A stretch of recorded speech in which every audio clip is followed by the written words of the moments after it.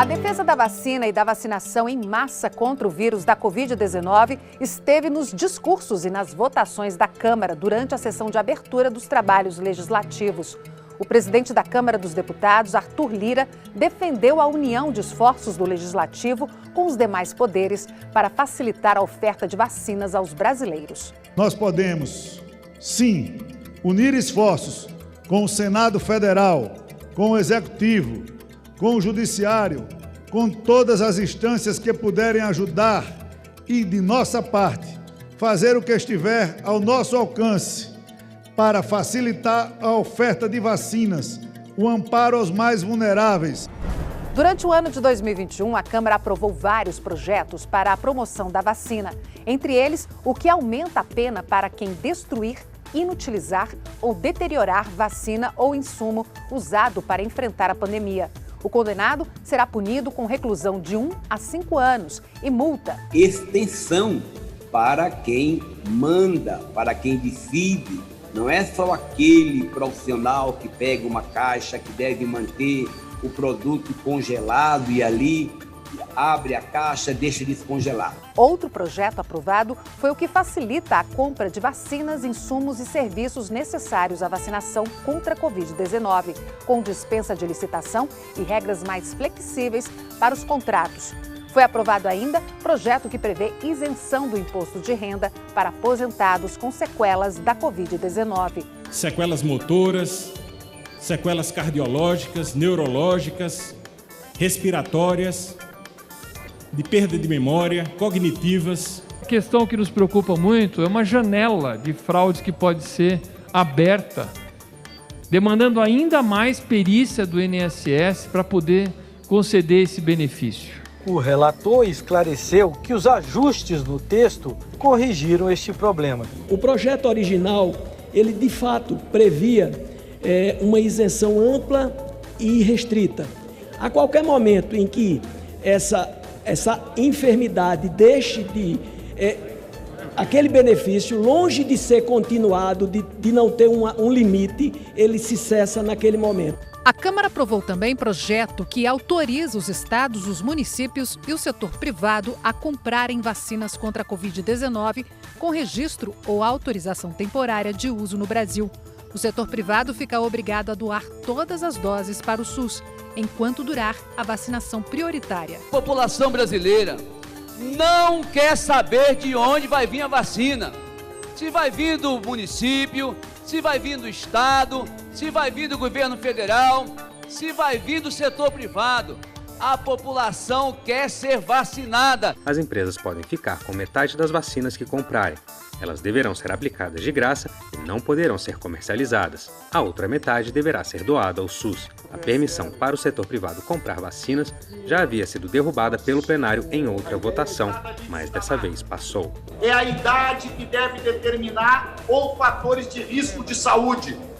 Jamais pode ser o poder econômico de alguém. Não há nenhuma possibilidade de furar fila. Haja visto que será feitas doações para que, em 100%, para que os grupos de risco sejam vacinados prioritariamente e, num segundo momento, 50% de toda a vacina que foi adquirida seguindo os critérios do Plano Nacional de Imunização. Essa é a terceira vez que o plenário aprova a autorização para estados e municípios comprarem vacinas, caso o Ministério da Saúde não tenha doses suficientes para cumprir o Plano Nacional de Imunização. Uma dessas tentativas acabou sendo vetada pelo presidente Jair Bolsonaro quando ele converteu o texto em lei. Nós aprovamos aqui nesse parlamento a possibilidade dos estados adquirirem e adotarem medidas necessárias para imunizar a população em caso de omissão do Ministério da Saúde. E esse trecho foi vetado pelo presidente da República. O que o presidente Bolsonaro vetou foi a possibilidade de um endividamento do Estado ser arcado pela União. O atual projeto não. Cada governador, cada prefeito poderá comprar e arcar com a sua responsabilidade. Em 2021, o Brasil bateu recorde em número de mortes por Covid-19.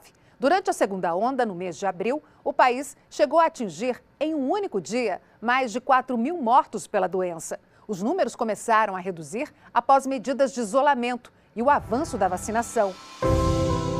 Entre os mortos, deputados federais e ex-deputados, como Major Olímpio, Irmão Lázaro, Haroldo Lima, Agnaldo Timóteo, Nelson Burnier, José Carlos Schiavinato e Simão Cecim.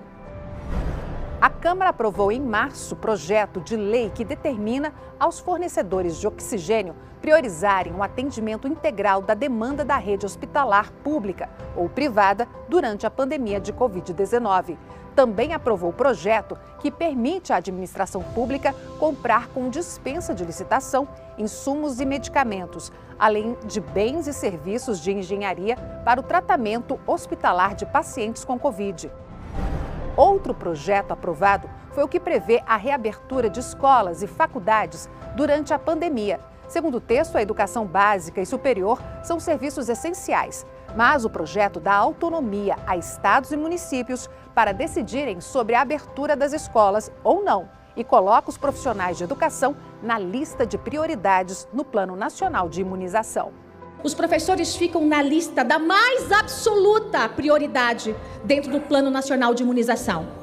Acatei várias sugestões em relação a isso. Respeito à autonomia dos entes federados, atenção aos protocolos sanitários, adoção de estratégia de retorno segura às aulas presenciais. Temos milhares de profissionais da educação que já perderam a vida, mesmo com aula remota e fazendo algumas atividades presenciais. O Brasil é um dos países que mais está deixando as escolas fechadas, demonstra que nós realmente não estamos tratando a educação com a preocupação e a responsabilidade que devemos.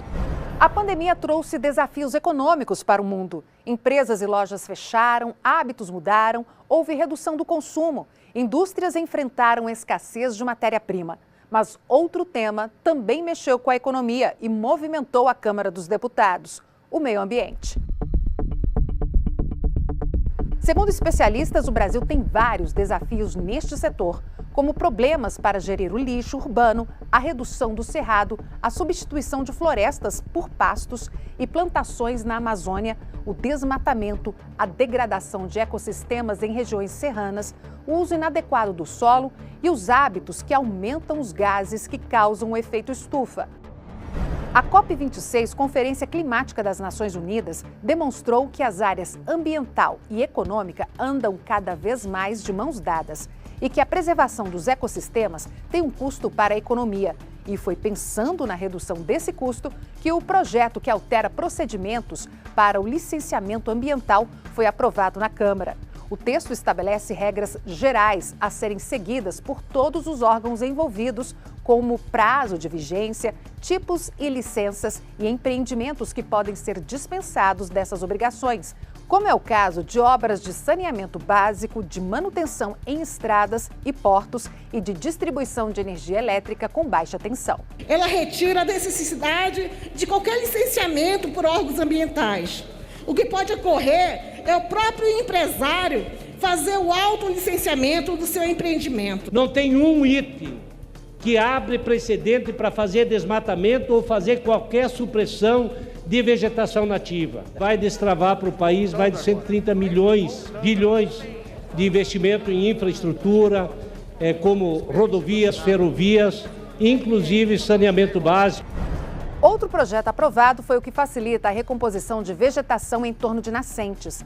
A Câmara também aprovou a municipalização de regras para áreas de preservação permanente. Segundo o texto, municípios podem estabelecer faixas de proteção diferentes em áreas consolidadas urbanas.